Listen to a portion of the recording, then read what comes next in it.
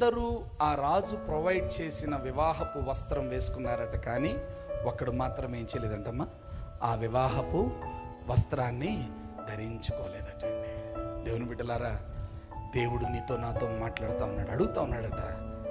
అక్కడ కాన్వర్జేషన్ ఏంటంటే, ఆయన వస్త్రం వేసుకోలేదు కదా, రాజుగారు ఆహ్వానం, రాజుగారి ఎఫర్ట్స్, రాజుగారు పెట్టిన రూల్స్ అన్నీ ఆయనకి ఎంత కోపం రావాలంటే, అరే నేను ఇంత చేసి వీధులలో ఉన్న నిన్ను తీసుకొచ్చిన నా కొడుకు పెళ్ళి భోజనుడు కూర్చోటాక నువ్వు సాలనోడివి, నేను తీసుకొచ్చి ఇక్కడ కూర్చోబెడితే ఇసమంతా కూడా నీకు నా మీద గౌరవం లేదా, నేను ఇచ్చిన వస్త్రం వేసుకోవటానికి కూడా నీకు శ్రద్ధ లేదా అని కోపగించకుండా, నువ్వు నేనైతే ఎన్ని చదివేవాడమో కదమ్మా, నువ్వు నేనైతే ఎన్ని చదివేవాడమో ఏమన్నాడు తెలుసా, స్నేహితుడా. చప్పట్లు కొట్టి స్తోత్రం చెప్పాను. ఆ పిలుపులో ఉన్న అర్థం ఏంటో తెలుసా, చెల్లి?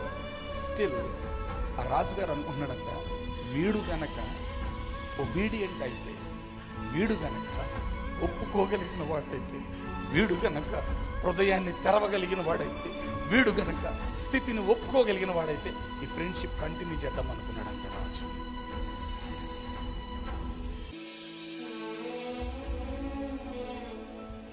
ఈ రాత్రి కూటములో ప్రభు నన్ను పిలుస్తూ ఉన్నాడు, స్నేహితుడా. What happen to you? Where is your wedding garment? ఏమైందా నీకు? నీ పెళ్లి వస్త్రము ఇది. నీకు అవకాశం వచ్చినప్పుడు ప్రభు పాదాలు పట్టుకోవటం నీకు ఆశీర్వాదం.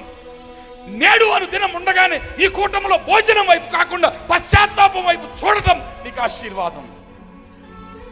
సమాధాన పడుటకు సమయం ఉన్నప్పుడు సర్వోన్నతుడైన దేవుని దగ్గరకు వచ్చి తప్పిపోయానయ్యా అని ఒప్పుకుంటే నీకు కృప చూపుతాడు ఆయన. కాదయ్యా, నా పాపం క్షమించరానిదయ్యా అనుకుంటున్నావా? యేసు సిలువకు క్షమించలేనంత పాపం ఏది లేనే లేదు. హల్లెలూయా. క్షమించే గొప్ప క్షమించుటకు సిద్ధ మనసు కలిగిన దేవుడిన. కానీ అన్నాడట, రిప్లై ఇవ్వాలండి, సైలెంట్గా కూర్చుని ఆడి పనులు ఆడున్నాడు.